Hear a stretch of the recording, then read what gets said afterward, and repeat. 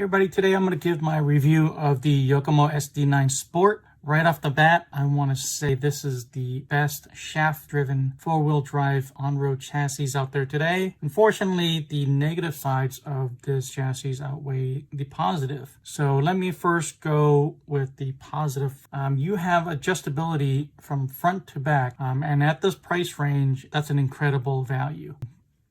The chassis came with oil-filled plastic shocks.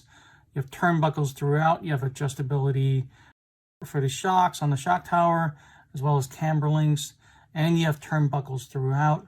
And it came with the aluminum motor mount out of the box. There are option parts for sway bars front and back. So this is a very tunable car. So with all those features, the only other chassis that is comparable is the Tamiya TTO2 Type SR. Now, the quality is excellent throughout. Fit and finish, you're not going to have any problems with any of the parts. It is more difficult to build than the TTO2, TTO1, or even snapping together the HPI RS4 Creator Edition. The performance is excellent right out of the box, and with all the tunability, you're going to get a car that is dialed in for whatever purpose you're using this for. I use this car on track races, and I think it was a good car for that, but I'm going to talk about the downsides of this being a race car. First of all, I've heard it been described as fragile, and I actually have to agree. On the first race, I was bumped into a wall,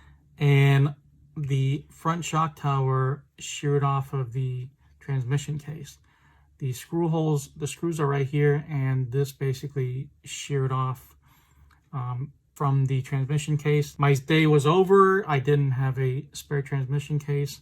During practice, I broke the drive cups on the solid axle in the front. So any kind of collision involving the front wheel, that side is going to snap right off. I tried to look for aluminum replacement for that solid axle, and that brings me to the second negative of this chassis, and that's parts availability. Here in the United States, there are very, very few replacement parts for this chassis. You may find something that is from a later Yokomo chassis that happen to fit. But if you look up SD9 or SD9 Sport replacement parts, you're going to find very few for this chassis. And alongside with it being fragile, you're going to have a lot of downtime. So for example, when I broke the transmission case, I had to source it from Japan, and it took a week and a half. The solid axle actually came with a spare, which should have been a bad sign. But after I broke the first one, I reordered another set, and I was able to find it here locally, fortunately. But then after I broke the second and third one, I wanted something a little bit more permanent. I looked for an aluminum solid axle, which does exist, but they're no longer in production. Did not find it in Europe, Japan, or here in the United States. What I ended up finding here locally was the one-way diff for the front in aluminum, and that changed the characteristics of this car, and I had to retune the whole thing and make adjustments to my driving, which is unfortunate.